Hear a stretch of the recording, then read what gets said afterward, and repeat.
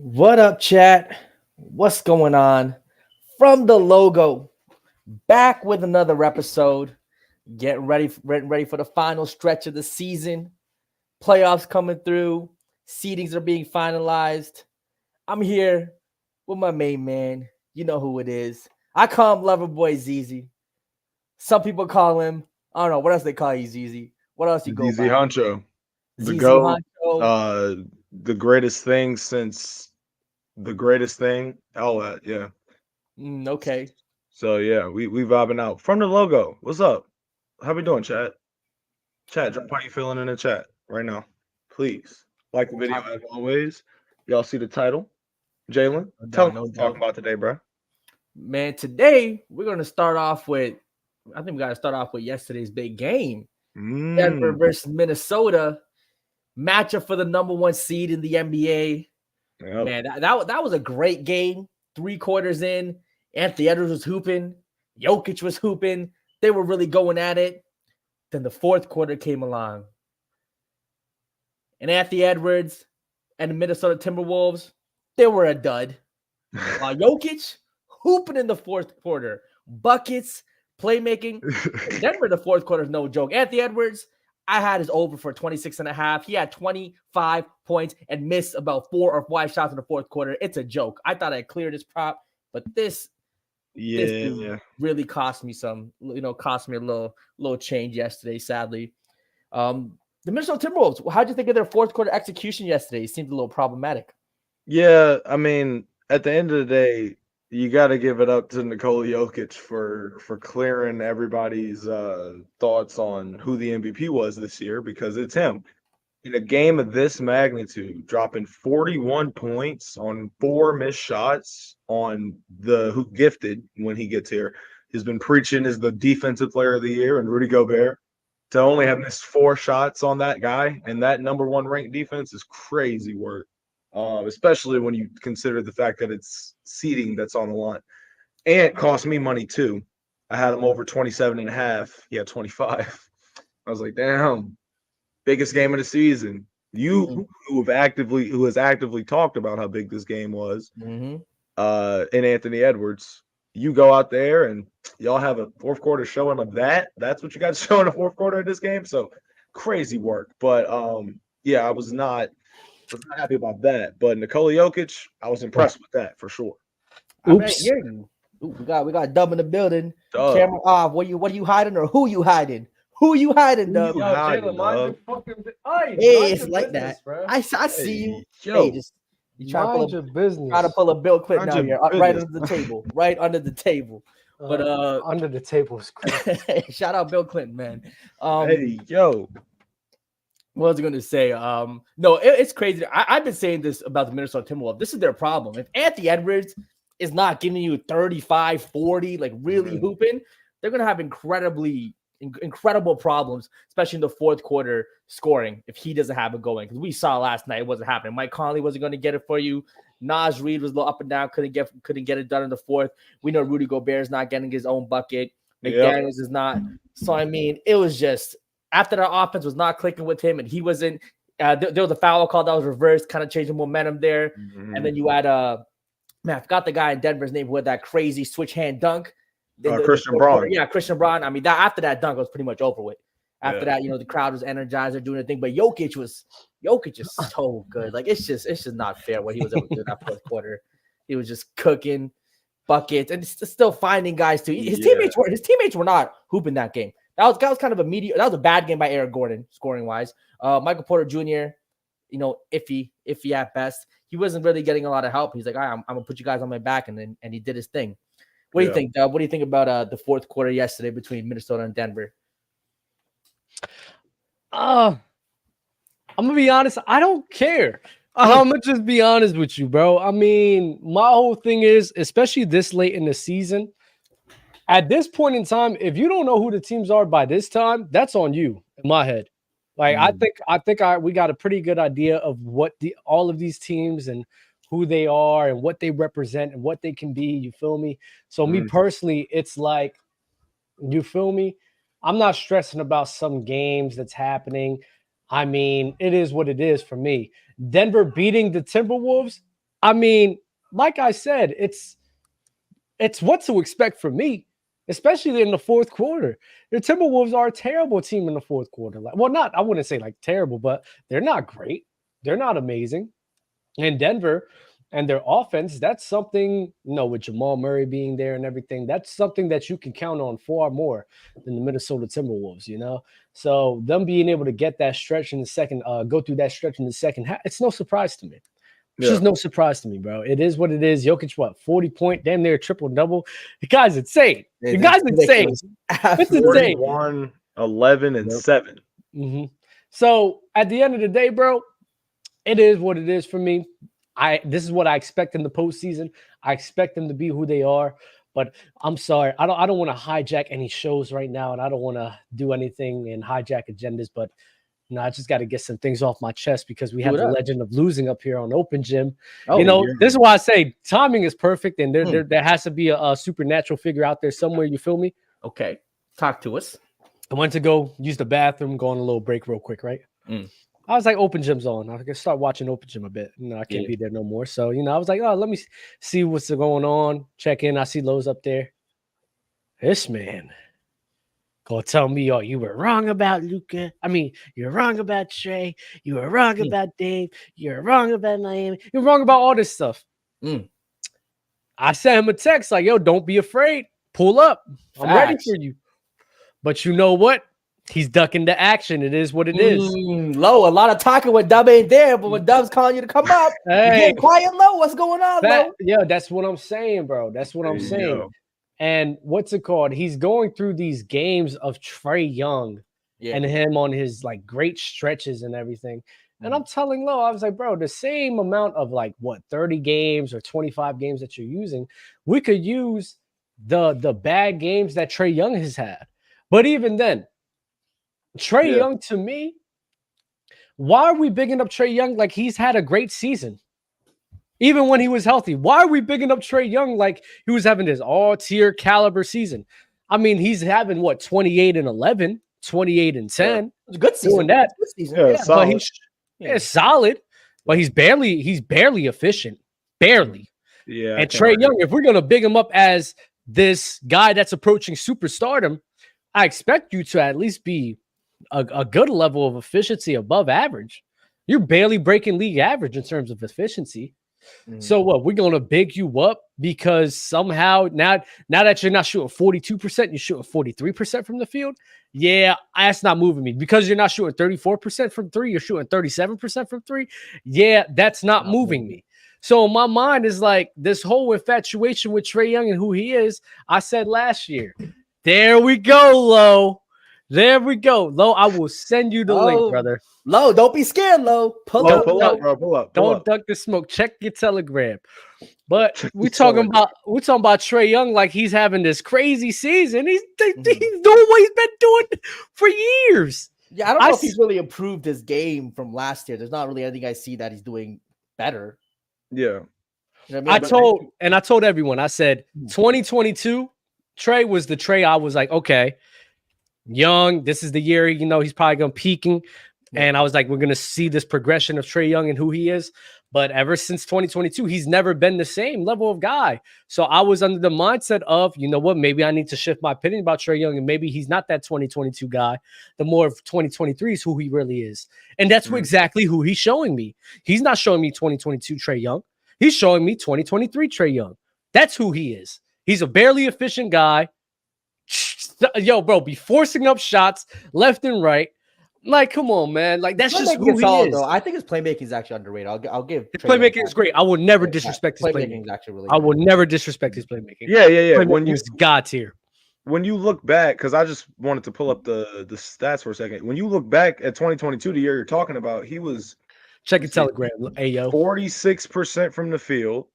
He was 38% from three. So he was solid in terms of efficiency in that regard. That was a really good year for him, obviously. 28 a game, 10 assists. But then the next year, 26 a game, 10 assists, shooting 43% from the field and 34% from three.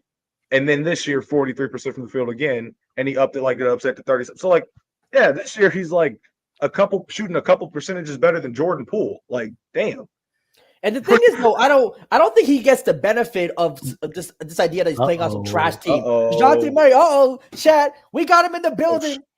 He's Lowe in the is building. in the building. But Is my mic bad? Is it good? Now you you sound good. You got a little echo, but I guess that's because of the location. You want to explain yourself with this I'm in the in the 4 year of the mansion, nothing crazy. Okay. This guy's so stupid, yo. All right, Lo. So talk to us. What's your Trey Young take? What's your Trey Young? You're You're a pitiful man. You're a pitiful man. How dare you? How dare you, bro? You could have hit me up like, yo, Dub. Like, yo, you got my number. We got to tell. You could be like, yo, Dub. I got some beef with you. I think you capping. No, let's duke this out. Nah, you're gonna go open gym when I'm not there and talk about me, man. That's crazy. Oh, well, I didn't say anything until I saw you in the chat, though. I know. I'm playing with you. Nah, but did you hear what I said in the beginning? I just feel like Doug just be capping, bro. It's just to me, it's the inconsistency. If I'm echoing too bad, please let me know. I'll just go upstairs. No, you're good. You're good. Yeah, you're good. To me, it's just the inconsistencies because I feel as if like we are getting, and to be fair to Dub, he did say if Dame plays another year where it's just mediocre, then he'll accept the fact that that's just who he is as a player. And so I'll give you that. But to me, when I look at this man, Trey Young, I think when you take into consideration of how old he is and like him trying to like figure out how to maneuver around a team like that, like when in this season with another rep with DeJounte Murray, where he half of the season he was playing great, like he was playing great basketball, like undeniably. So they act as if like there wasn't like a large sample size, and we did it already. It was like a good 30 or 40 game sample size where the shooting splits are there. The volume, efficiency, the volume and assists are obviously there as well. So it's like, bro, like I don't like. What more do you want from Trey Young? I don't think he's as much as a shot chucker as you make him out to be, rather than a young player just trying to figure out his place on the team and then found it this season, and it looks way better than what you probably are making out to be. So I think we all agree he's a great player, right? I just want to know, like, where when we say he's a great player, where do you have it ranked? I just want to know, do we have it ranked? I have him fringe top 15, but probably more top 20. Top 20. I agree. Like that's the same exact. That's the same exact spot where I have him. Ironically, right? The issue is though, right? When we talk about the great basketball he's played in that time frame that you said, I agree. The thing with Trae that gets me tight is I seen that for a whole year in 2022.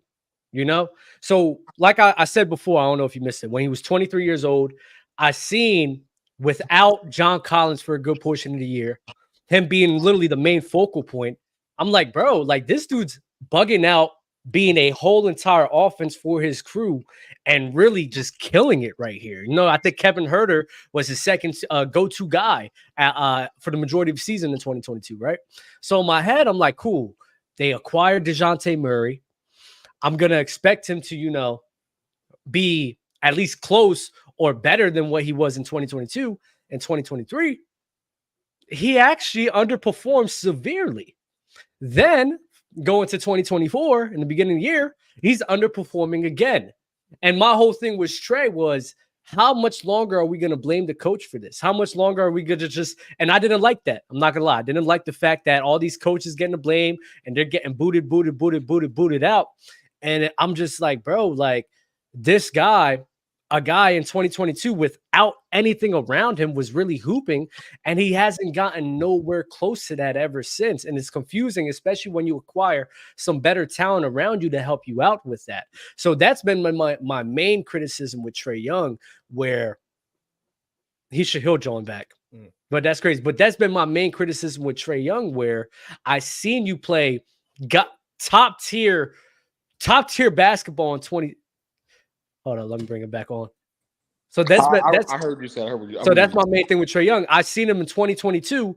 You talk about in that short time frame in 2022, that was consistent.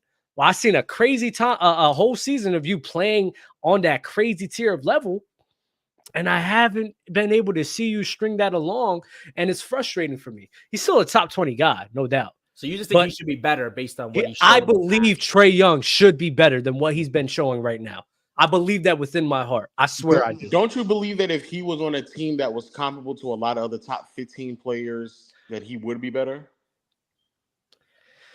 How many top 15 players are in a better or are in a worse situation than Trey Young? I think that's worse. Yeah. How many top 15 players are in a worse situation than Trey Well, Young? Luka before they got Kyrie, right? Luka before they got Kyrie. But Luka's unfair. Luka's top 5. Yeah, Luka. So, Yeah, you know, that is unfair. Between like 12 to 20. Donovan Mitchell offensively, especially this season with Darius Garland being in and out lineup, he has not had a comparable offensive lineup for him to be sustainable, and he's been killing it this year. So Donovan Mitchell would be one. Okay. D. Mitch, who else? I would say Shea maybe last season, No. this season, Okay, this season, a lot of the guys around him has gotten better. So, you know, I'll give, but last season, I think that's more comparable than this season. You feel me? I So also I'll give don't think Shea last season was like at worst bottom, like a 10, 11, 12 type thing. I agree. Because the reason why I'm saying is because I think most players, most players that are in this realm that we are putting him in, if they were on a comparable team, I think that they would also see pretty significant shifts and changes. Like I don't think the roster is really where it needs to be to really elevate and accentuate who he is as a player. And I think where he's at as a player in this association, that's what he kind of needs, which is why I think like many people are like saying like he probably needs to be next to like Victor or something like that. Yeah, which makes more sense for him to be around a player like that. Mm-hmm. So do you think on a better team? So do you think that Trae's a 2 or a 1?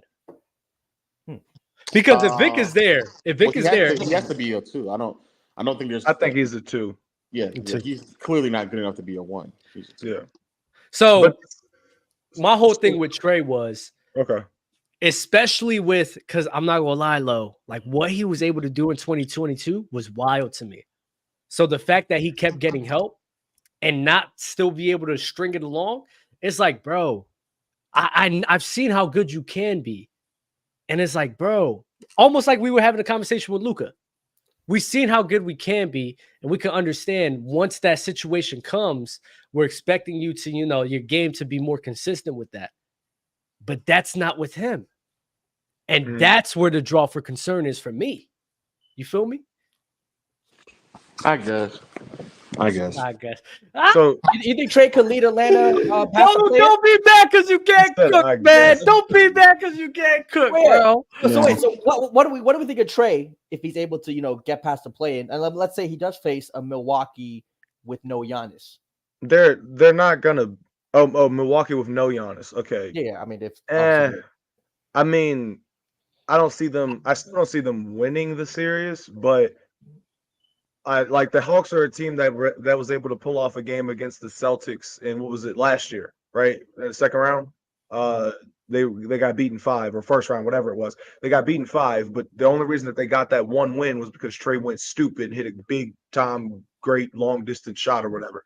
My thing with Trey Young is this: I see both sides of this argument, and I was trying to sit back and think. I was like, what player have I seen in a similar situation at one point, like a Trey Young, like build? Isaiah Thomas, 2017 Celtics. What they built around him, they utilized his offensive game, and knowing that he was a negative on the defensive end. Trey Young, we could consider to be a negative on the defensive end, right? As a whole. Mm-hmm. Yeah. Mm-hmm. So they did the exact same thing with Isaiah Thomas. What they surrounded him with, think back to that Celtics team. They had Jay Crowder, Gerald Green, Jaylen Brown, Marcus Smart, Avery Bradley, right? They had guys that were able to pick up the weak side of Isaiah Thomas's game. And it was able to and utilize and capitalize on the fact that he was a scorching scoring machine. Trey Young, on the other hand, he's a kind of a facilitator and a scorer. We knock him for his inefficiencies. We get that. And some people say, it's just because he's small.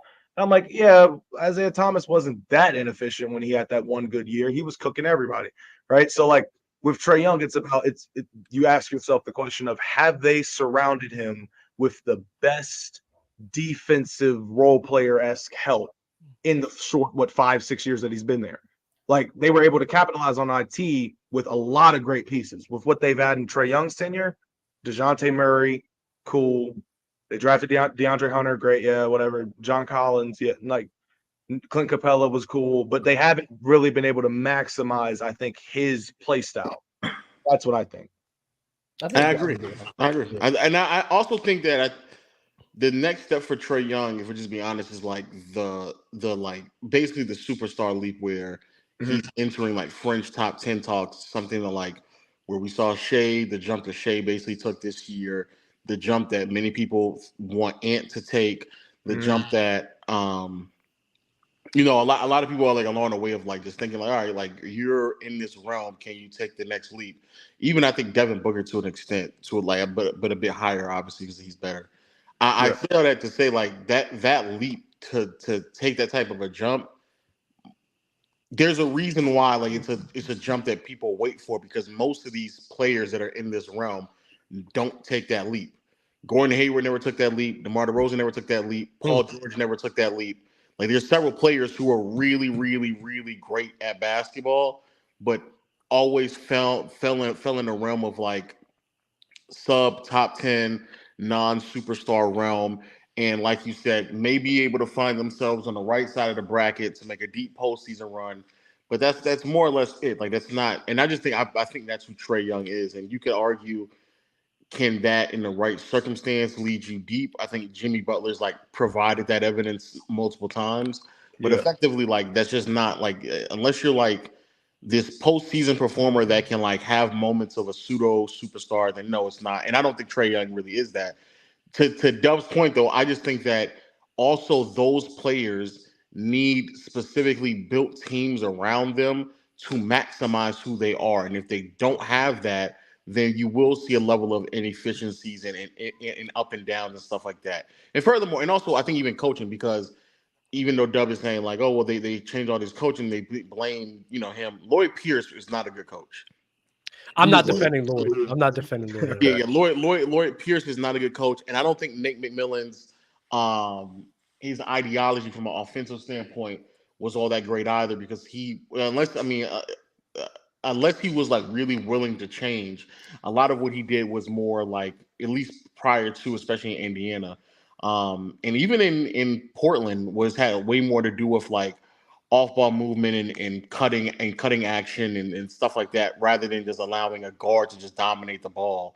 I think this Quinn Snyder is like the first coach that he's had that has opened up that concept of like just allowing a guard to dominate the same way that he coached Donovan Mitchell. So I think that I'm not blaming Quinn Snyder. I think Quinn Snyder is a more than adequate coach. I just think the roster, like we just be honest with ourselves, but the roster's also changed significantly. Like from Cam Reddish to Kevin Herter to all these. Clint Capella is slowly declining. John Collins.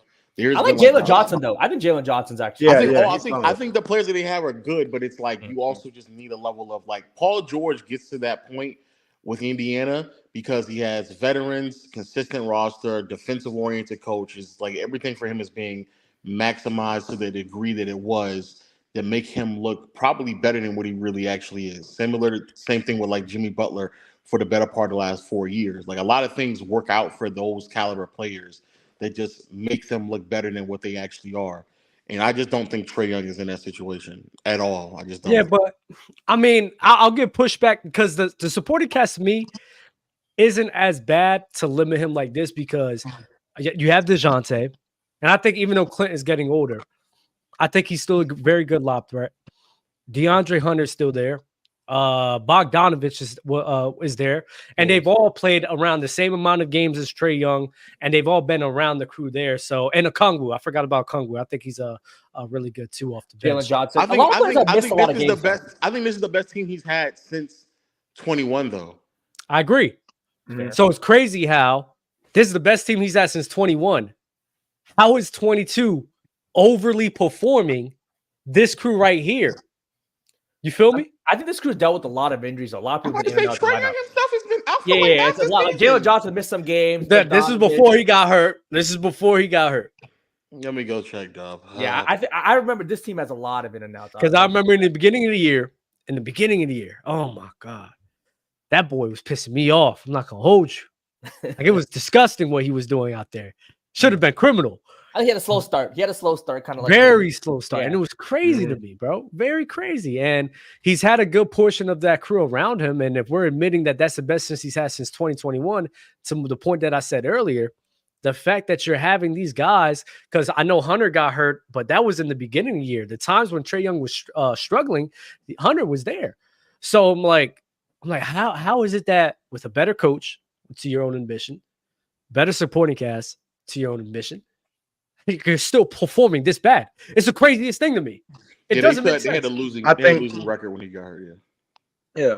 Well, Dub, do you think that it's just a matter of the fact that he's not a number one option? Because we just talked about if in the I think it's his height.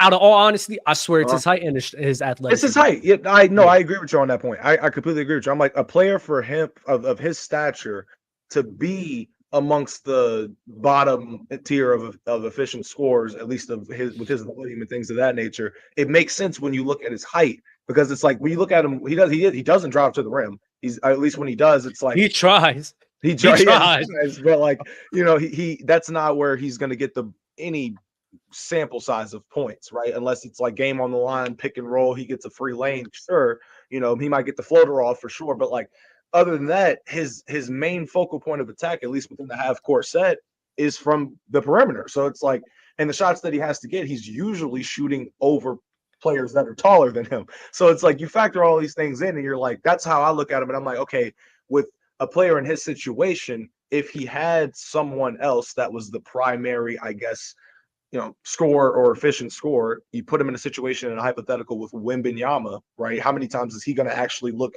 to get him involved? Takes a little bit of pressure off of him. That's a perfect duo. It's a perfect duo because it takes a little bit of pressure off of him if you're doing pick and rolls with Victor Wembanyama, and then the defense is thinking, okay, well, he's probably going to throw it up there, but then Trey Young's decision making off of that to be able to find his nice floaters or be able to find his angles or his open looks, that is something that can be maximized only in that hypothetical. Does Trey Young's perception change simply based on winning though? If he played just like he did the way he's been playing, but let's say Atlanta was the number 4 seed because McDonough was having a good year, Jalen Johnson, Capella, they were all playing great.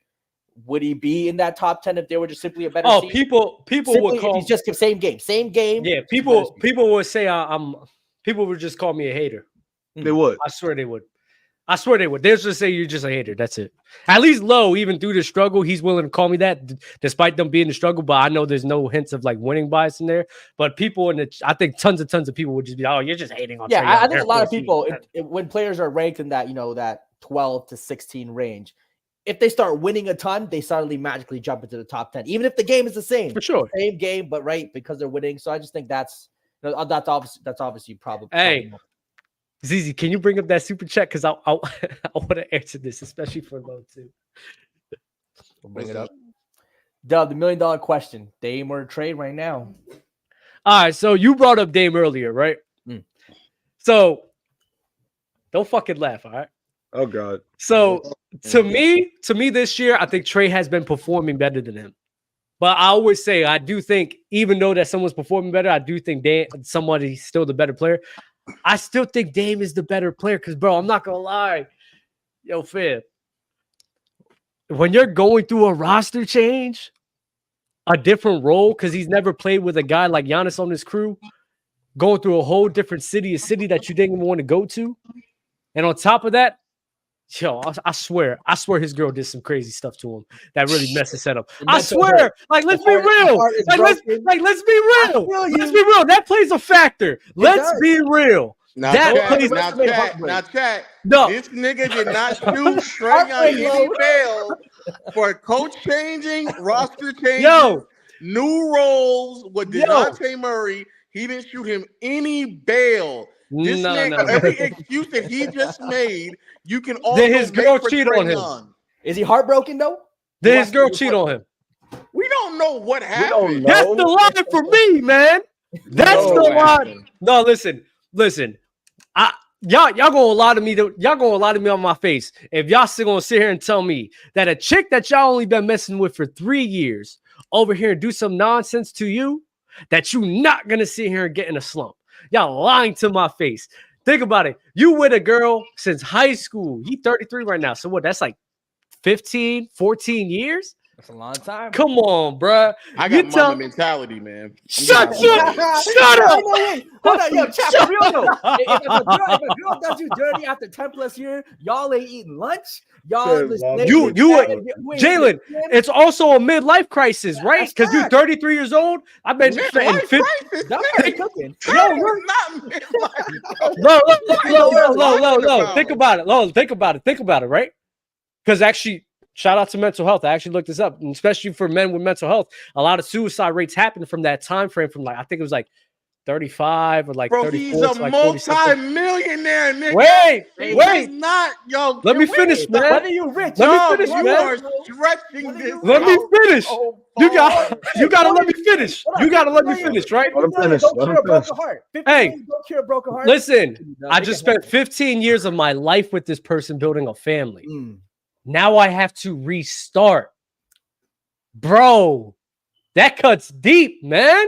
I'm with Tons double. of men, that happens to them. They go through their women they've been with for a decade long or over a decade. She makes a left turn, messes things up. A lot of men fall under suicide rates at that age because of that. You feel me? So I'm like, for us not to just acknowledge that at all. Oh man, I'm not gonna lie. It's the nastiest conversation. It's a fact. ever. So nasty. It's literally a fact. I think Dub You cooking with that don't one. know. Why are you saying it's a fact? You don't Dub. know, actually, Dub. Dub. Let me check the You age. Let me don't check the know. age. Let me check the age. Let me check the age. While you check the age, No. let me You just say, don't know if she cheated on him. You're saying things are facts, and you don't. I'm keeping an open mind.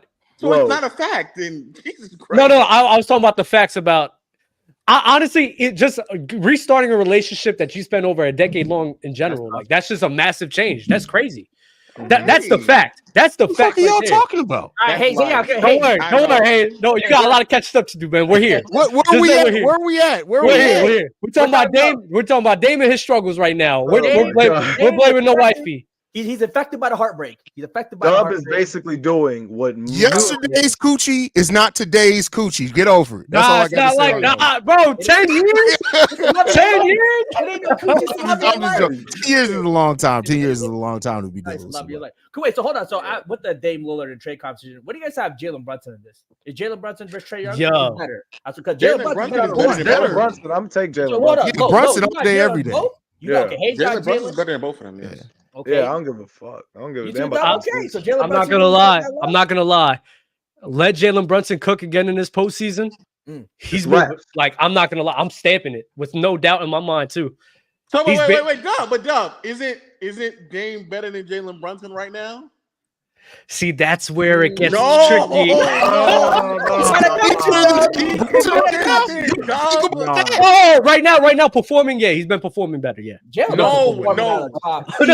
Dame better than Jalen Brunson, Dub. Say it. Yo, give me 6 months, man. Give me 6 months. Okay, so say it right now. Who's better? Right now, Jalen's been perforing better. I was still side with Dame. Stop. You're trying to You're semantic your way out of it. Dub. Just say it, bro. I just said Dame. I literally just said Dame. So Dame is better. Okay, good. I still think he's overall better, right? But who's overall better, Dame or Shea?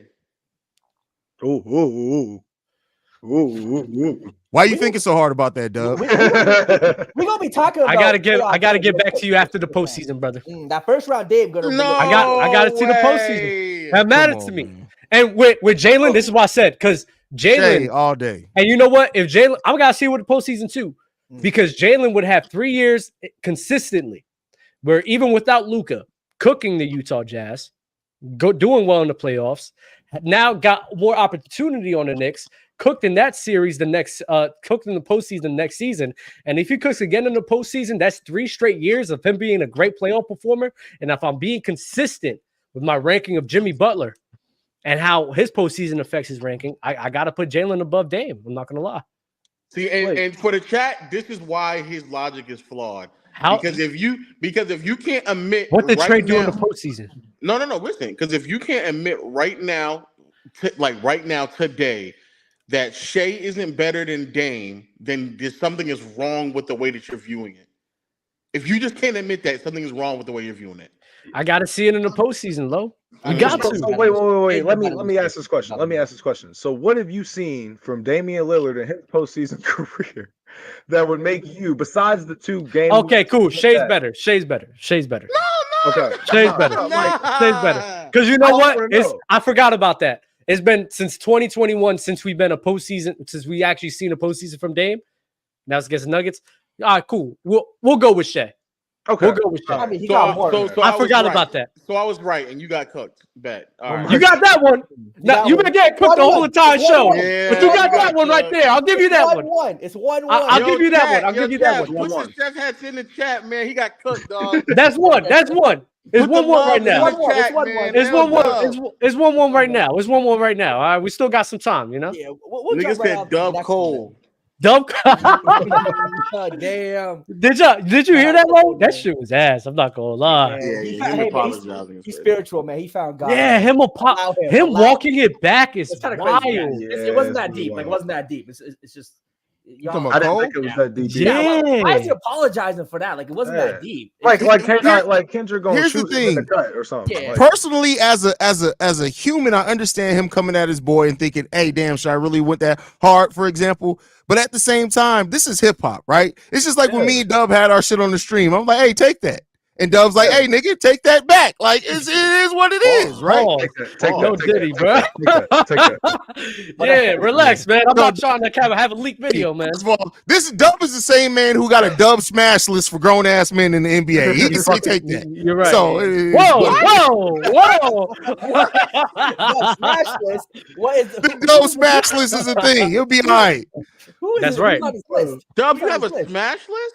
So this was in terms of marketability towards Jokic. Oh, okay. And I'm like, bro, I'm not gonna lie. How can you market an ugly ass motherfucker, bro? It's harder to market people. Like, he got no straight hairline. He doesn't have a great smile. He doesn't have a great body. Like, you know how hard it is to market that? That's like Victor. His jersey sales is better than Jokic's. Victor, he's a little handsome and you think Jason Tatum should be one of the faces. What? That's a handsome dude. I don't know. I'm explaining. What are we talking about right now? I'm explaining to you. Pop to the Dub. Let's run it back. We're talking about J. Cole. You're getting too far into the Dub smash list, bro. I'm explaining the psychology of marketing, bro. That's just what humans look at. That's exactly what do you think Shaq is handsome, Dub? Shaq? That's a big body, bro. No.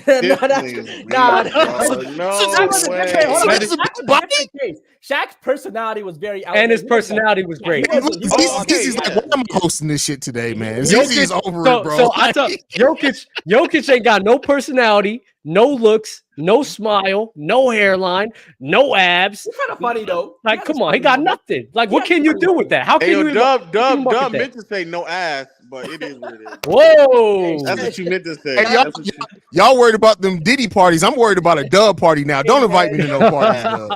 Damn, I'm about to watch out to the wedding too. That's crazy. To the wedding. Okay. Yeah, we'll come to the wedding. Don't sing karaoke, man. Jokic got to get on that Kyle. We look at you like this. Man. Get him on that Kyle Lowry. No. So because he doesn't have those things, he wouldn't be on your smash list. That's basically.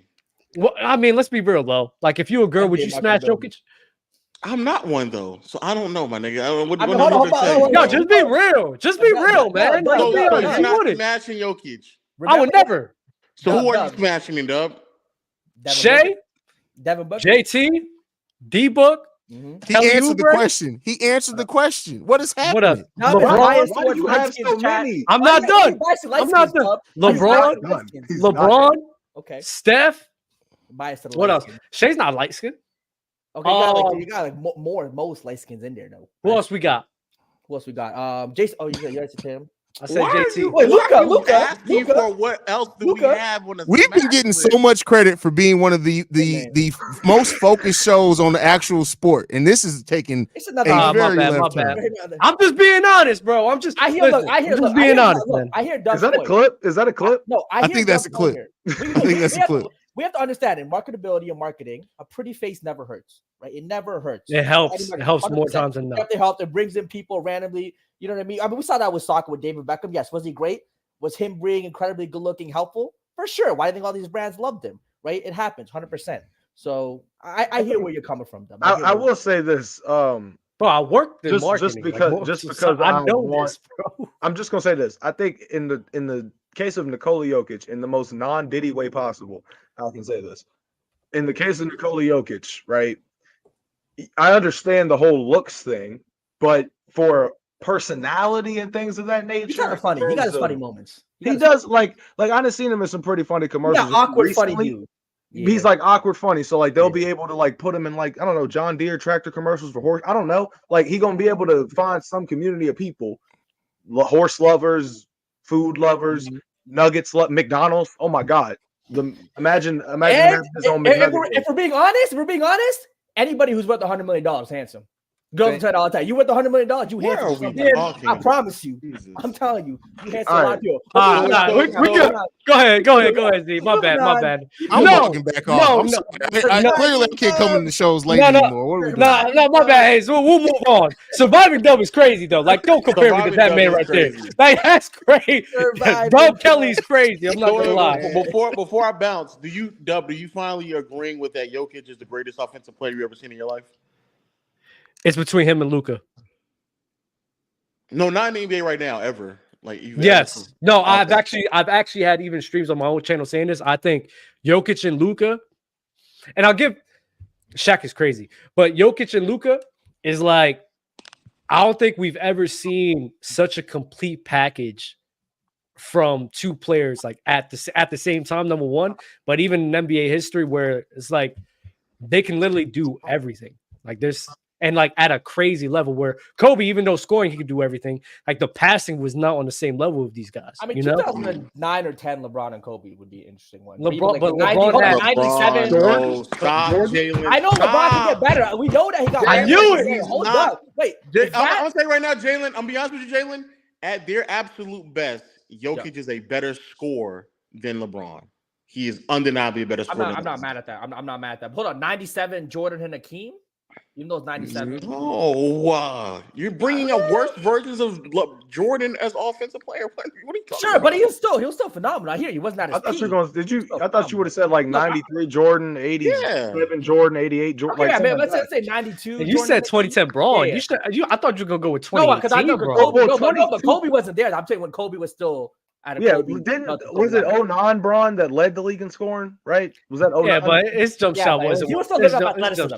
No, I thought Wade. I feel you on a jump shot. It was Wade in 09. It might have been LeBron in 2010. I think I don't know because he has what like 2 scoring titles in 21. He averaged 30. I think he averaged like 32 one time. Yeah, I averaged 32 in like 05 or 06. Mm-hmm.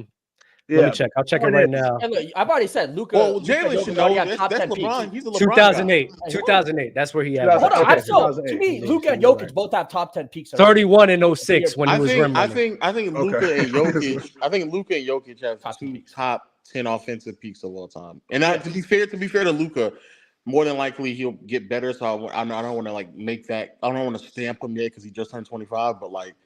We're like in the peak of like who Jokic is as a player, and I genuinely don't believe I've ever seen a better offensive player in my life.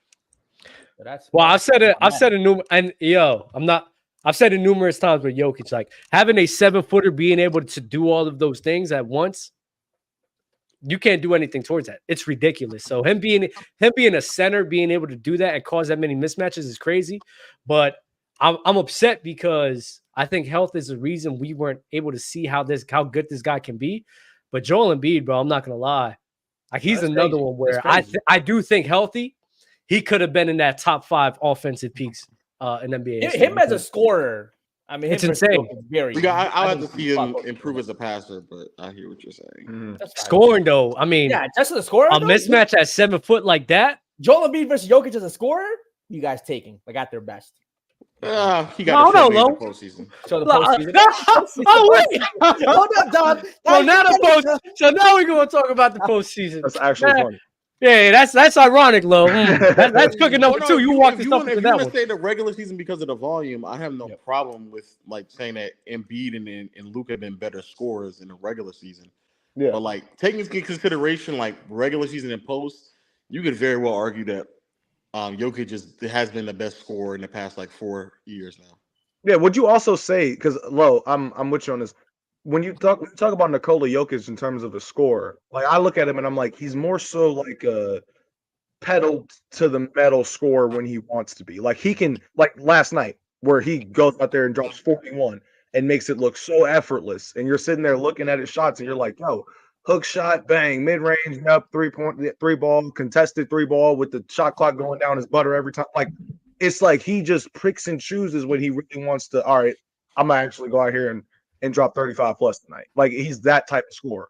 Where you look at Joel Embiid and it's like, yeah, you could talk about the regular season. I feel you, but I'm with Low on the fact that once we get into the postseason, like Nikola Jokic, he always gets hurt. Like I know that's the it's so problem. annoying. It sucks. It freaking sucks. Trust me, because I love Joel Embiid, but I gotta be real because I just talked to Gifted on the last show about this. Nikola Jokic, the most underrated thing or the thing that goes under the radar when people praise him or talk about him is his durability. Like, bro's played 76 games this year, and it's like he does that in his sleep. That's like throughout a course of an 82-game season, does that in his sleep, and it never gets talked about when we look at the contemporaries that he has, like a Joel Embiid, because with Joel, it's like, well, he gets hurt every time in the playoffs.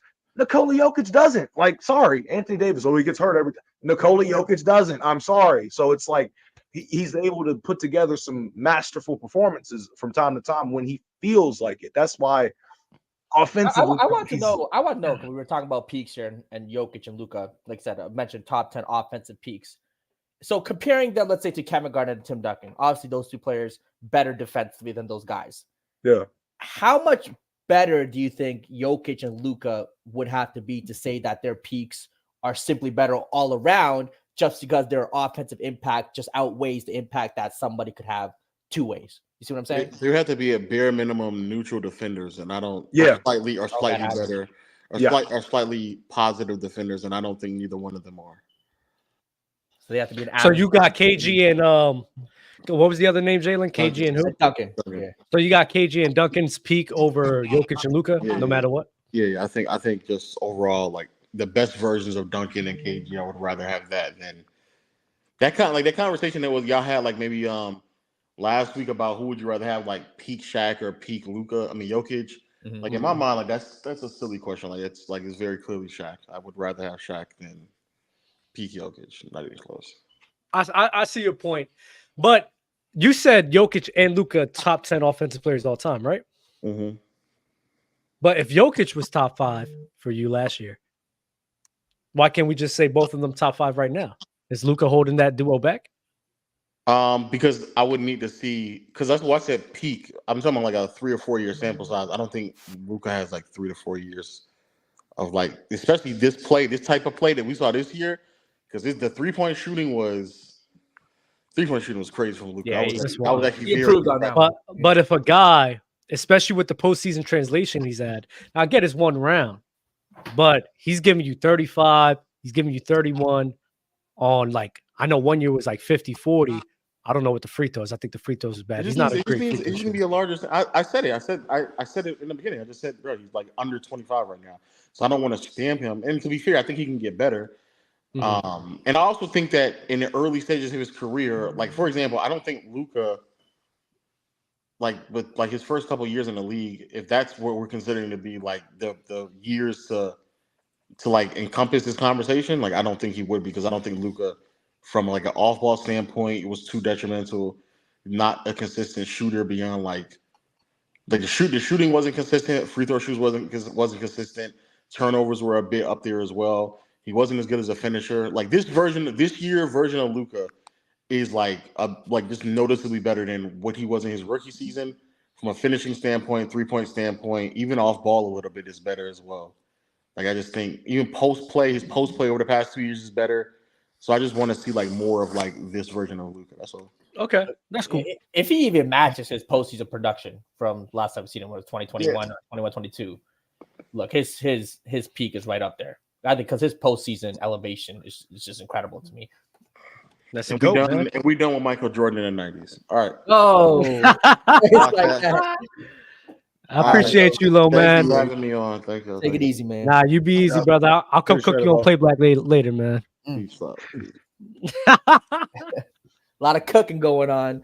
All right, so I guess we'll move on to the next topic of the day.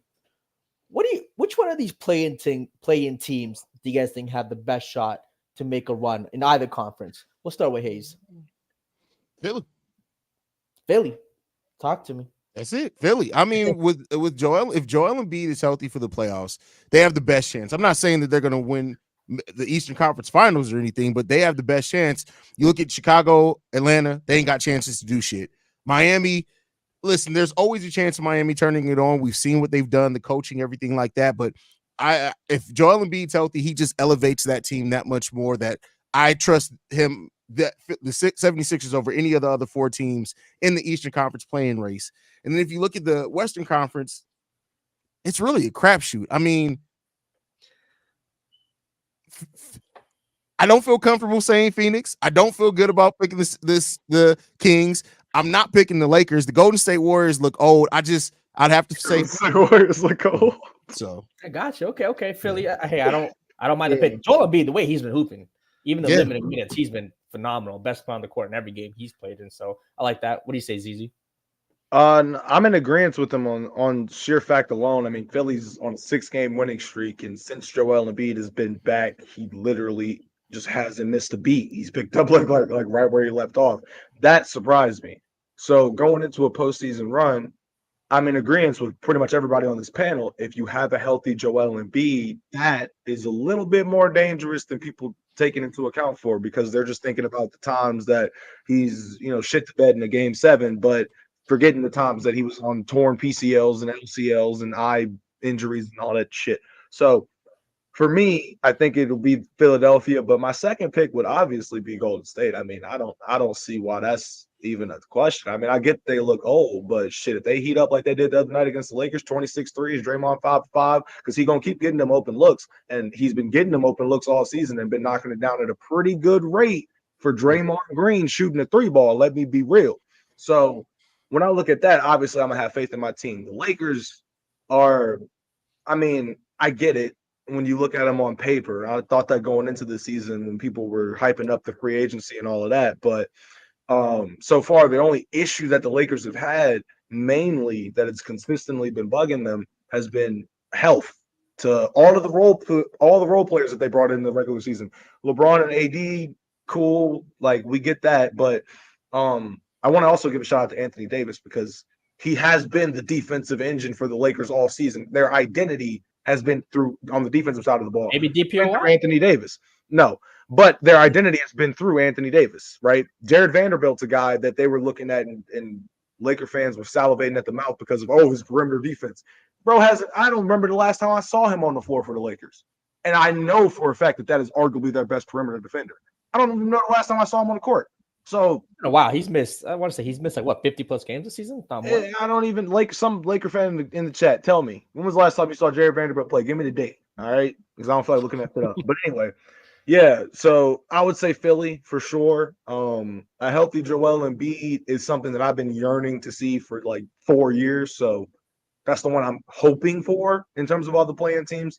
And as far as the Heat go, they're one that I'm just like, I'm not going to dismiss them because of what they've done in the last 4 years. I've got to that point after last season where I was like, the Heat just got that secret sauce. Like, I don't know what it is, but they can figure out a team, probably Coach Spo, but they can figure out teams that other teams in their conference can't figure out. And it's weird. And it comes down to a moment where you look at Jimmy and you're like, going into the season, I was like, I don't care what seed that the Heat are in, they got a shot. I don't care. 8-seeded Heat team, I'll take that. But I'll take but I'll take Philly out of all of them for sure. What about you, Dub? Is Philly even going to make the plan? Because they got Orlando. Pretty much locked in. They're not locked in. No, they're not locked in yet. They got Orlando. They may avoid the play-in, is what you mean? They may avoid the play-in is what I'm alluding to. Because they got Orlando, so I'm pretty sure they should beat that team right there. And then that's really going to shake some things up. And then they got the Nets, where I do see them winning that team as well. So I think they're going to be winning out. Orlando has the Bucks and the Sixers. Now the Bucks may rest their players in the last game, so we'll see. But even then, the Indiana Pacers, they could sit here and lose some. They got Cleveland and then the Hawks. Trey Young needs some reps up, so he's playing in that game. So in my mind, I'm like, I don't even know if the Sixers even I think they're probably going to be a 6 or a 5 seed, right? And that's for a handful of teams. On the West, you got the Suns and the Pelicans, and they're going through it on who's going to sit here and win that one off, right? So me personally, if we're going to go off of just who's in the play-in right now, I would have to side with the Phoenix Suns, bro. I don't care that they only scored 10 points in the first quarter against the Clippers. That was wild, number one. But I just think that if we're talking about out of everyone else in the play-in, I mean, I think a team that really doesn't have the health concerns like the Sixers have right now, you know, I'm just gonna side more with that. And especially that those guys have really played a lot more games with each other rather than the Sixers, in which they had right for this season. So I do think a lot of those guys complement each other very well, and they could definitely shake a lot of things up in the West. So I'm probably going to side more with the Suns. And I do think health is a major concern here because this man Joel always hurt, bro. I'm not going to lie. But even to me, it's like the Sixers, to me, they're not a playing team when no Joel Embiid's there. So like, it's crazy to me. Like they're not. They're so much better, especially with Buddy Hield and everything there. If they actually played a whole entire year together, that's a contender right there, man. I don't know about contender. I'm not mad at that. Look, Maxey plays better next to Embiid. Tobias Harris suddenly playing a little better too when Embiid's on the court. He's just one of those guys that elevates all his teammates.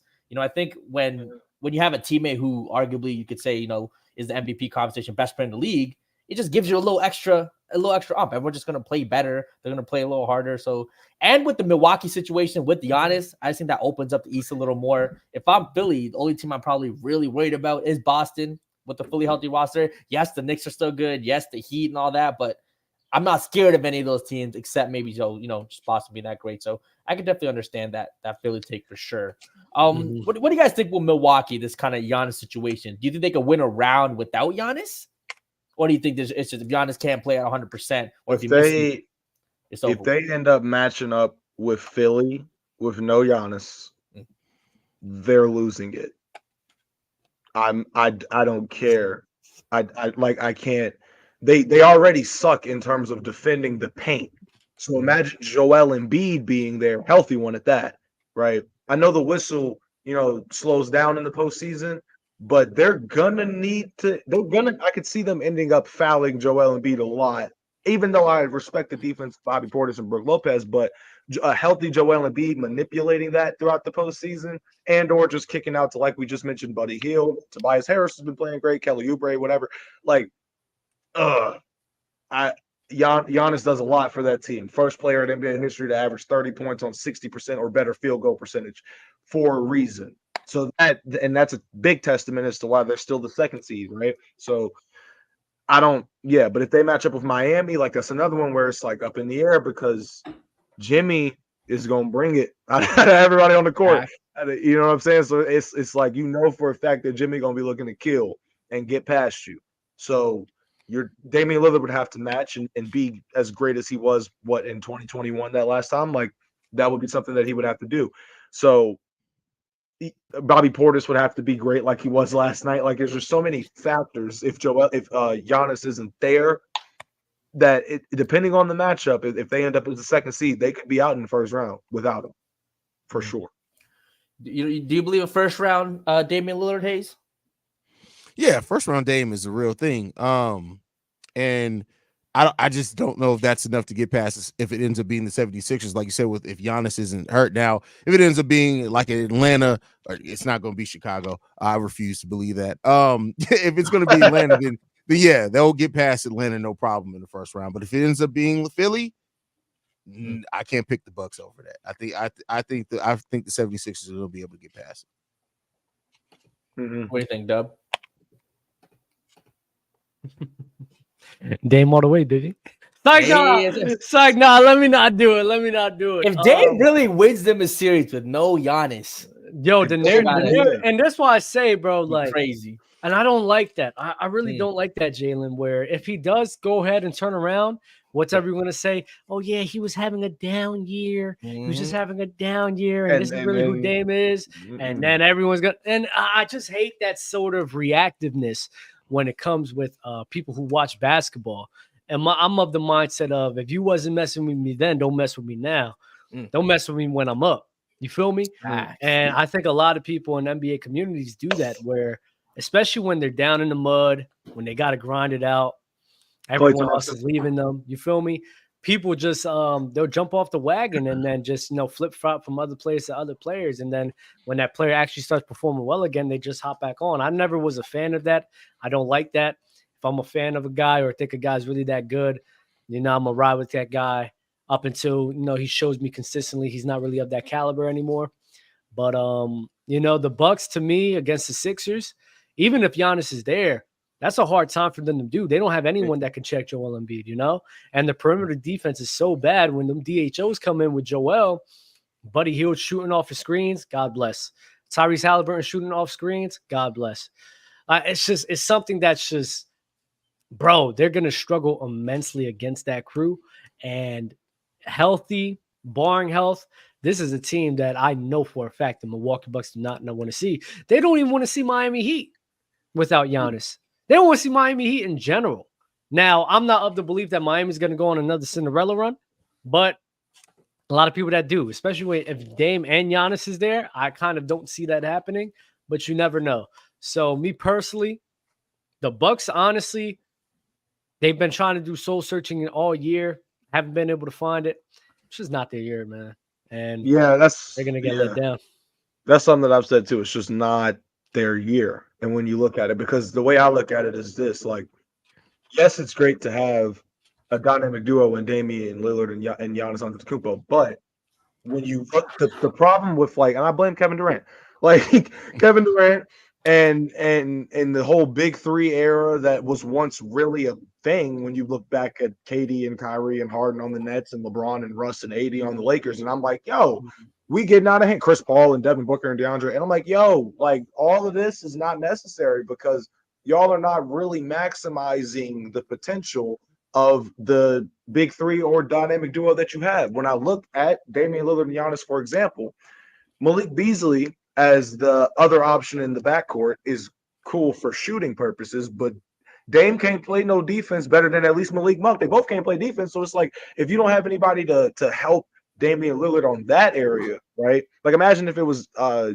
don't know, Damian Lillard and Derek White, for example. That's a whole different backcourt that we're dealing with right there, right? Because we have a guy that can do two different things, not just shoot threes and score, when you need him to in certain spots or be an X factor, but he can play really, really great defense, a lot better defense than Damian Lillard. So he'll be able to be there to cover up the holes in the boat of Damian Lillard, right? So the fact that we are at a situation with the Milwaukee Bucks where you look at them and you're like, they're 18th in defensive rating. This was a team that had won the championship 2.5 years ago. And you looked at them as a team back then and you were like, from top to bottom, they got everything covered. Offense, role player guys, DPOY caliber players in Drew Holiday and Brooke Lopez and Bobby Portis sometimes, and Chris Middleton before the injuries. Like, they were all around a rounded out good basketball team. Now you look at them, right? Chris Middleton post injuries, no Drew Holiday, Damian Lillard, who is still, like the upset of earlier, trying to get, accustomed to the team. It's a new year, new team, all of that, baby mama drama, whatever. Like, so many different factors. But when you look at it and you're like, okay, we suck as a defensive team. We suck. We can score, sure, great. We have Giannis averaging 30 on 63% shooting from the field. Great, cool. Dame's having an underwhelming year. Great, we're still a second seed. But we can get bounced out the first round if we don't play our cards right. Right? We made a coaching change in the middle of the year for no reason, because and we look back in hindsight, it did nothing for their defense. What did it do? Did it get better? Did it get temporary fix? Yeah. Right? Like, it was a temporary fix for like 2 weeks. Everybody was like, okay, yay, Doc. And then after that, it was like, God damn, you still suck, bro. Like, you're like, damn, So my biggest question here, right?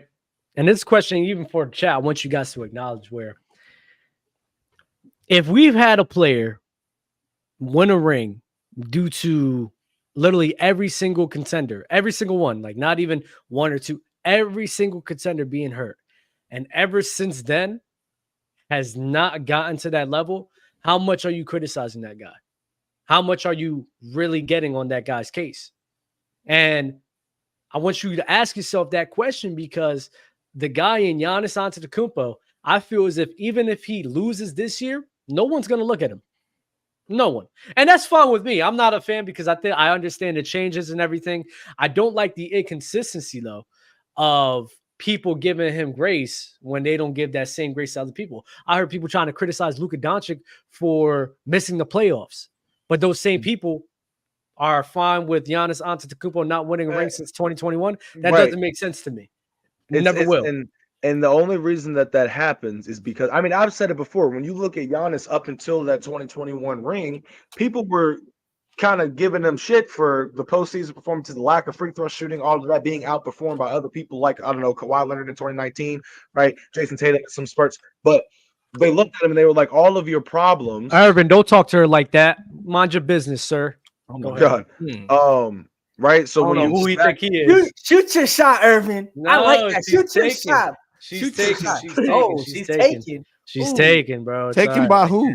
Let's take you know who, bro? I don't. I'm asking. Don't worry about it, man. So don't worry about it. We established this relationship last night, man. When you do we think Dub is in the friend zone? I'll give it a poll. Is Dub in the friend zone? Yeah, it's very hard for me to be in the friend zone. I'm not gonna lie. I don't know. Your smash list may put you in the friend zone just now. Talk about it. Okay. Okay. No, I don't. You know, tell you, yeah, Dub's not a friend zone guy. I hear you. Dub ain't in no friend zone. I'll give it to Dub. But to answer you, let's get back on. We didn't been off track like how many times this episode? The whole show. The whole show. All right, look, let's get back on track. So it's cool to dabble a little bit, man. You know, you gotta taste some strawberry yogurt with the banana. You know, you gotta experiment. You feel me? I'm more of a strawberry yogurt is cool. Strawberry banana. I'm not a big strawberry banana guy. So, all right, I didn't mean to get into a whole yogurt debate, but go. Shout out vanilla. We need to get Jalen a shirt that says "We'll argue with anyone about anything at any time." Jalen just be ready to argue shit, bro. Ready to give his input, like, oh yeah, that's nice, but I really like this one. You know, you wear cotton. It's not blended. You don't have that synthetic in there. Hold on, that's another thing. Ain't no way we still wearing 100% cotton shirts in 2024. Get that blend right. Get that stretch. No way. 100% cotton shirts in 2024. That's crazy. I think mine is 100% cotton. I'm not. That's crazy. That's crazy. When you pull that shirt, it got to snap back. You know what I mean? If there's no snap back, it's not. You're doing something wrong in 2024. I'm telling you that. Dub to Jalen. Yeah. Hey, and I see people in the chat hating me about the Giannis thing, and all I'm saying is this, right? I can understand the arguments for why Giannis gets grace, but when other people use same arguments for others, y'all not trying to hear it, and I don't appreciate that. When Kevin Durant and his teams is getting hurt all the time, people would say he hasn't won without Steph. He is a nothing. That's the main inconsistency there. There's no way we can acknowledge injuries for Giannis Antetokounmpo, but then not acknowledge it for Kevin Durant. The thing with the KD thing that does piss me off too, right? Because there was a point in time where I was like, I thought that the whole argument was dumb to begin with, because I was like, they won a title in 2015. They won a title, so they already done the thing that y'all are saying or arguing at that point in time before they had won in 2022 again without this man. I was like, the point that y'all are trying to prove has already been proven. Why are we doing this, right? With Kevin Durant, though, it's a sensitive subject at times, because with the Warriors obviously winning another one in recent memory, Kevin Durant, like you said, Kyrie going down in 2021 and a hobbled James Harden to be able to push that team, the eventual champion, to 7 games, right? We could be talking about it in that light, right? With all of the things that Kevin Durant had not at his disposal compared to Giannis. The fact that he pushed it to 7 games, the fact that he had 47, 11, and whatever it was, the fact that he put together some heroic performances, we could talk about that, but we choose to just look at it as, he lost without Steph again. No, you got to contextualize it sometimes. And it's okay to play 8 games. He played 8 games with the Suns last year, and people criticizing for last year. It doesn't make sense. It really doesn't make sense to me, bro. And, drink more water. You call me very nasty, but Brandon Katz is completely showing my point. Yes, he had a bad 3-1 lead against the Warriors. Cool. 2019 was very bad for Giannis. 2020 was very bad for Giannis. You know, we could come up with this probably around the same amount of choke ups that Giannis has had in his career. But we don't do that because we can contextualize a lot of the things. All I ask is for same consistency because Kevin Durant, more times than not, his teams is hurt on OKC. Ibaka gets hurt, Russ gets hurt, he gets hurt. So what? The times he choked, what? Against the Miami Heat in the finals when Russ was playing terrible? Or the time when he blew a 3-1 lead? I can understand that if you want to criticize him for that. But there's only 2 times where I could really say like he really choked up. Every other time he was supposed to lose. People have selective memory. People have selective memory. They do. That's the like, right? Yeah, you support a guy, you're gonna forget their flaws, forget their duds. When if you don't like a guy, their bad games and bad series are gonna be first thing right off the top of your head. And when you look back at KD, like the thing with KD that's always that I've always looked at, I'm like, yeah, he's had some choke moments for sure, right? But so is LeBron, so is Steph, so is Kobe. Right, there's a lot of guys in NBA history that get looked at and praised and get top 10 consideration all time, top 5 consideration all time. Magic Johnson in the finals, and what was it, 86, 87, one of the two, right? There've been moments where your favorite all time great has choked, right? Magic Johnson. Short, right? And it's like y'all don't look at it in that light because with Kevin Durant it's different because why? He joined the 73-9 team and yada yada yada, right? I can point back to Kevin Durant's first finals appearance when he was 23 and was averaging 30 on LeBron. He was cooking them on Miami Heat LeBron, right? That's the LeBron where everybody's like that was the best. That was when he was peak defensive LeBron, right? And Kevin Durant was giving him 30 consistently in an NBA Finals, right? So in his first one, before he was even at the age of 25. Give the man some credit where it's due for the things that he's done in his 16-year career, where he's the youngest scoring champion of all time, if I'm not mistaken. He was winning scoring titles before he could drink alcohol legally. Like give the man his credit. Just give him his credit. It's not hard. I'm gonna still say Kevin Durant better than Steph, but that's he's not. He's not another day. He definitely is. Conversation for another day. That's ridiculous. That's what I talk about. I mean, that's just facts. People are gonna acknowledge it eventually. I just want to talk about the play-in team, the Miami Heat. I think what people are missing this year is they have Tyler Hero hooping. Like, it's not just going to be the Jimmy Butler ball not do his thing. Tyler Hero can go for 25, 30 any given night. And I think that was kind of a thing that was maybe missing last year when Jimmy wasn't going crazy. Nobody else was really kind of to step up for him. But I think Tyler Hero is perfectly capable. So we'll start with the Heat fan dub here. What do you think impact Tyler Hero can have? The issue with Miami and Tyler Hero in general, and it's just I think it's just the whole entire team. The settling for jump shots is rewarding and crucifying at the same time. Where when that jump shot is going, we can for sure, though that oven gets cooking, bro. I don't see a lot of us beating us when we're doing that. But at the same time, when it's not falling, the lack of being able to get to the rim from Miami as a whole hurts us tremendously. And even though Hero, he definitely can do that, there's too many times I've seen in his games where he'll settle for a step back, pull up mid-range shot. There's too many times where he'll just settle for a contested 3 as soon as he gets the ball in his hands off of screen. And it's like, bro, especially in moments where we need easy looks to gain momentum, it's so frustrating to watch sometimes. And Tyler Hero, and I think his game is beautiful, bro. Like even last night, I know he was 6 for 15, so it wasn't amazing. But watching him play, he has a great game. He really does have a really good game. But it's the decision making, it's the settling, and it's frustrating to watch because, and I mean, even though Eric Spoelstra, he's one of the best coaches in the league, probably the best coach in the league. I mean, I'm looking at the coach as well. Like, why are we as a team selling so much for jump shots when getting to the rim, gaining momentum through that way is one of the main staples of being a basketball team, Now, if you want to talk about personnel, and that's why I understand that, but I'm looking at the coach where we got to sit here and find more easier looks for our guys. And just relying on Jimmy Butler post-ups or pump fakes and fouls, Tyler Hero step back mid-range, it's like, bro, like, come on, we need those easy and quality looks so that we could gain momentum. We're not going to be able to outshoot teams like we did last year. I got to be realistic. Shooting 45 and 43% in the postseason series is wild. Like, that's crazy. You expect that to happen again? I don't think so. And we were barely beat. Like, even though we beat them in 5, we were barely beating the Bucks. You know, we almost blew a 3-0 lead to the Boston Celtics. You feel me? And we didn't even win the chip. So, like, we have to acknowledge these things and really discipline our guys to where, you know, we just can't be settling for things like this, you know. And Hero's a guy where I do think he can generate that pressure at the rim. But, bro, he just be wanting to do a step back too much. It'd be pissing me off, bro. Just be pissing me off. But y'all got it. I hear you. No, okay. The jump shot thing definitely makes sense. I mean, Hayes, what do you think about your Bulls, though? What do you think they could and any possible noise in the playoffs? Any remote chance? Do you believe in DeRozan? You rocking the Bulls Playoffs? Playoffs? Hayes.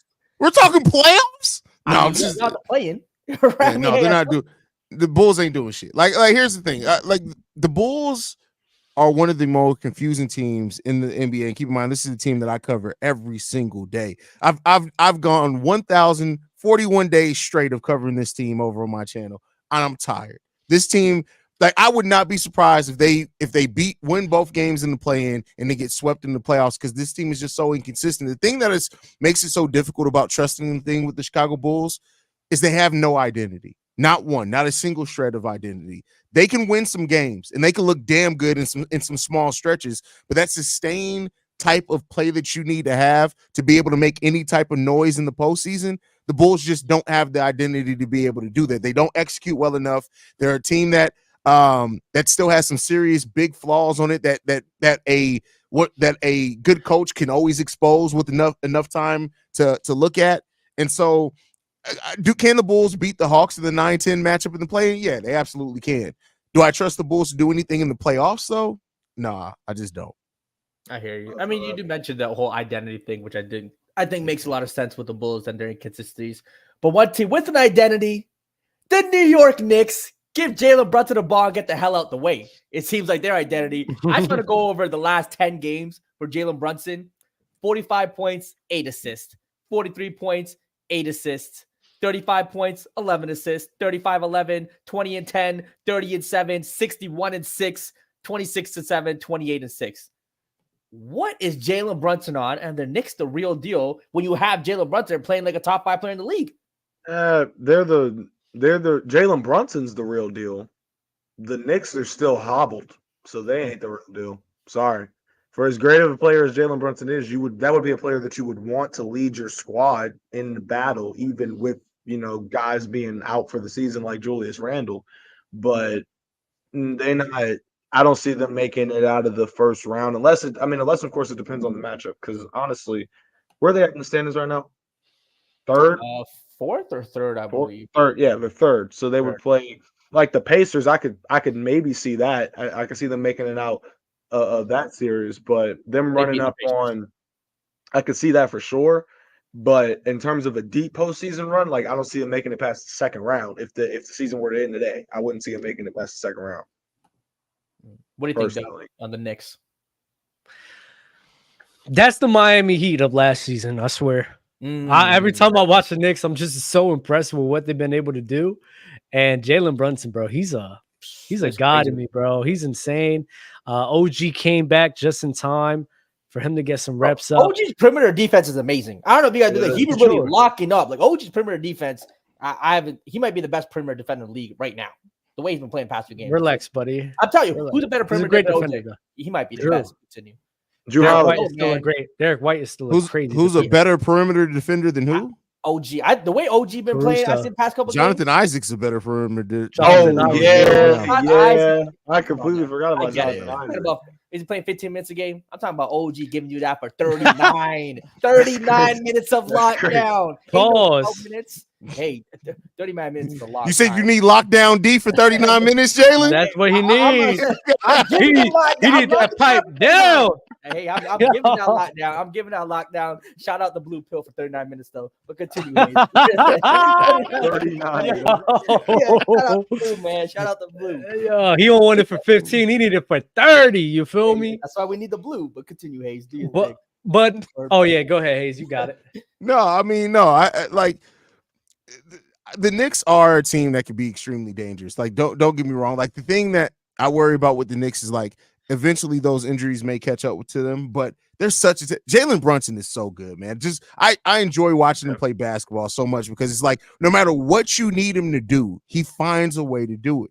And that I could see Jalen Brunson getting hot and being the best player in the playoff series and pushing them over a team that maybe they don't have the depth to technically beat. Jalen Brunson has just been that good. And one thing we do know about Tom Thibodeau, he's gonna ride a point guard to playoff success as much as the wheels fall off. Yeah, no, so the wheels fall off. That's literally, yeah. Bro, Josh Hart finna be playing 50 minutes a night. Hey, it's the playoffs. It's the playoffs. You might as well. They got McBride is also another one that people need to look at. I think defensively as well. Like they have such a versatile crew. This is the best. Even though this is the best Knicks team in the last like 10 years.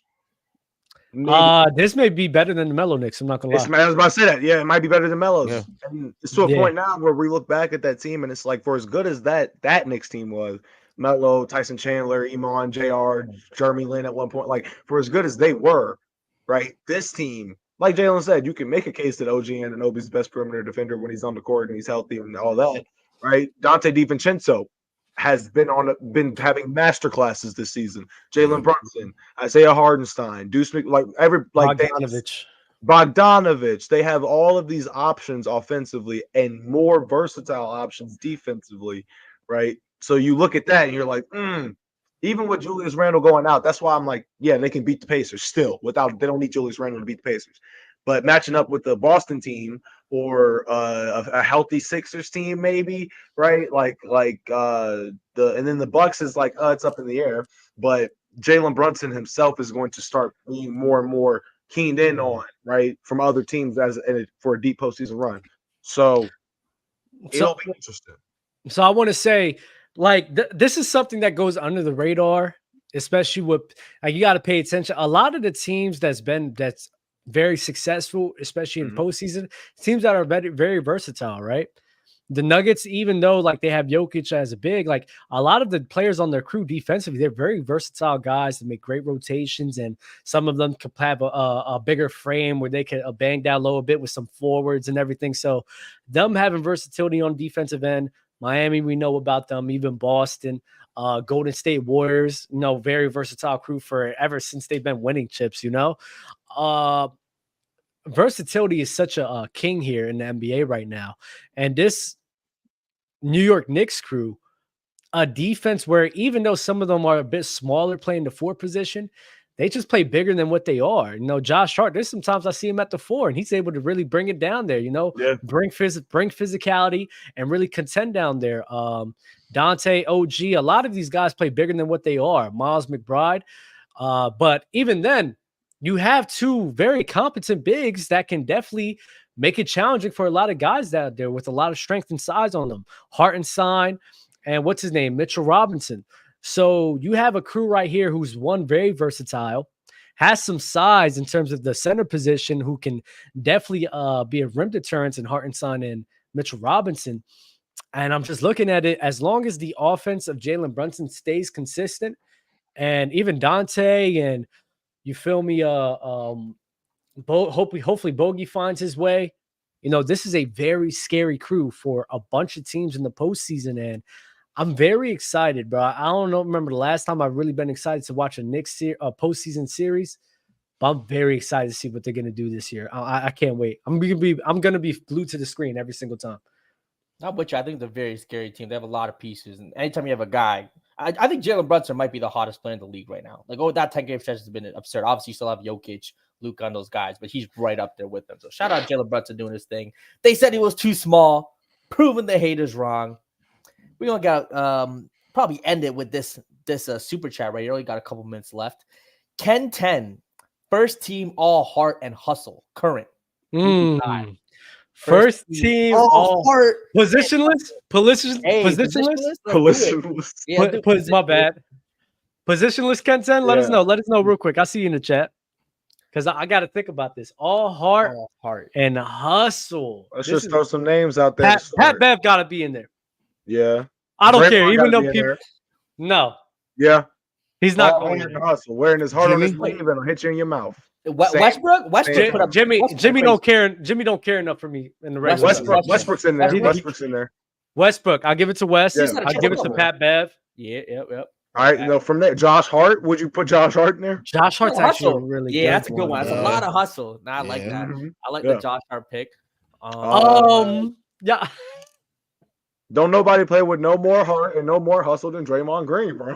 I'm telling you. How y'all He's feel? definitely on that list. How y'all feel about Al Horford? Okay, honestly, for his old I man, get it. Like, I get it. He got the demeanor, old like, heart. He yeah, got the old like, heart. he got Definitely the hustle. The hustle, yeah. Yeah, he an old man. It's gotten up to him, right? Yeah, like he okay. got that YMCA game at this point. Podziemski, that might be a good one. Caruso's also a good one. But damn, I'm trying to I think think of Austin like Reeves big plays with men. a lot of heart and hustle. Austin Reeves always diving on the on the floor, trying to take a Yeah. charge. It's Gary Payton, That's The one. second. Yeah. Jose Alvarado. Jose Alvarado. Ooh, that's hustle. I like that. I like that. His Okay, wait, so position is we got locked. We locking in we got Pat a bunch Bev. of guards, bro. I'm We got- locking in Pat Bev. for Yeah. sure. We got a lot of guards. That's fact. We have a lot of guards. What about a big man? Who's a big man That's what I'm trying to think. Like who? All heart and hustle from the big position in terms of that right there. Victor Wembanyama. Not Victor Nah, yet. you got- Nah, not Victor. Not Victor. I don't know. I don't. Claxton lost it for me. Yep. No, not nah, but You about to say Jared Allen, weren't you? now I was gonna say Jalen Duran, but the Knicks has been too bad this year. I mean, Pistons, and I know his motivation got killed. I'm not even gonna Yeah. lie. I could see it. Who the hell? What? Chat, help us out. Hard and hustle, all hard and hustle. Somebody said Isaiah Hartenstein. So like they Oh can't. yeah, Hartenstein. That's perfect. Hartenstein for sure. Hartenstein's up there. Does a hard hustle guy have to be like not that naturally skilled? Is that like No. a caveat? They could be a hooper They could be a hooper and still give you for But sure. it's like outside. I got Pat Bev. I got Pat Bev, Hartenstein. I'm putting Alvarado in there. You said Jackson Davis. I did. You gotta watch him though. Like when bro really out there getting active, it's like TJ McConnell's a good one. I do like He's TJ a good McConnell. one. All right, so that's 4. What's the 5th? He's got to be a 4. We got to get a 4. He said positionless. I mean, it could be positionless, but we got 3 damn guards already. Damn, like That's whatever. fine. Jose Alvarado. Like I added him already. I added him TJ already. McConnell. Is Jonathan Isaac Caruso. hustling Hart? What about? I Too think- much, his leg may fall off. Yeah. I think I think he is careful with that. I'm not gonna lie. Kai Jones. Nah. Yeah. I think that's it. I think that's good. That's I good. think we got it right list there. Names. So right. let's the all heart and hustle crew. Pat Bev he's the MVP. I don't care. Pat Bev, Hartenstein. Yep. Jose Alvarado. Yep. Like that. Who was the last 2? You said Hartenstein, right? Alex I think so. Caruso. Caruso was on there. Hey, Quetz, so watch your mouth. Watch your What's mouth. the last one? I forgot. I forgot what the last one was. Hey, tell Quetzel he better learn. He better learn something. ZZ Hunter will kick your ass in a heartbeat. I ain't. Oh my god! You didn't see WrestleMania. You seen the final boss, right? You will be blocked, removed, never able to see top left again. You know what I'm saying? So watch who's the 5th guy? Who's the all heart? Who's the 5th guy? My hand is hurting. All hustle. Yeah, 5th guy. Westbrook. Russell Westbrook. Yeah, 100% Westbrook's in there. Westbrook. There we go. He's gonna give you 100%. He wasn't snubbed. Westbrook wasn't snubbed. He was like our second pick. Yeah, no. Yes, I forgot about him. Westbrook. He just had a triple-double the other day when guys were ruled out. Still, yes, bro. Shout out Russell Westbrook. Whether his game could be flawed, but he's giving you 100% every game, good or bad. He's gonna give you 100%. All right, chat. That's the end of the show today. From the logo, any parting words, piece of advice y'all got for the people? It's been a great show. It's been a great show. Watch your mouth. Some people. Brandon, you know what? Something I realized too. Hayes, you said earlier that Jalen just be hating on stuff like randomly, right? I don't think I've seen anyone do that more than Brandon Katz. Like Brandon Katz, he just lives to be. He will disagree with. Like it does not matter. Like that's just like me. But Brandon Case would be like, water isn't really wet when you think about it. Is it wet? Technically, Yeah, is water wet though? Is it wet? Is it brown? technically, the sky is not blue. It's more of a Right? violet. Yo, that's so crazy. Any advice for the chat? Any advice for the chat, Dub Hayes? You got something for the people? Clearly, don't fuck with Easy. Don't mess with Z. It's so simple. It's really Don't so mess simple. with Z. Girl, It could be so easy. It could be so easy. if I'm your a tennis girl- giant, but when I get pissed off, Lord have mercy, I got problems. Man. If Gotcha. your girl's panani is clean, I mean not clean, is shaven, that means it's busy, man. I mean, he ain't wrong. Freshly shaven legs. Hey, shout out freshly shaven legs though, and bodies though. Shout out girls taking care of yourselves. Oh yeah, for Our sure. industry, but- we I mean, okay, no, what keep up with something that hate chat? No matter what, never stop believing in that love. girl man. working. Never stop believing in love, good or bad. True love will find you. That's the end of the episode. He's laughing because he know That's I'm not what we do. lying. Hey man, hey, shout out That True girl Love. working. That's a wrap for us, man. See, That's a when wrap. y'all first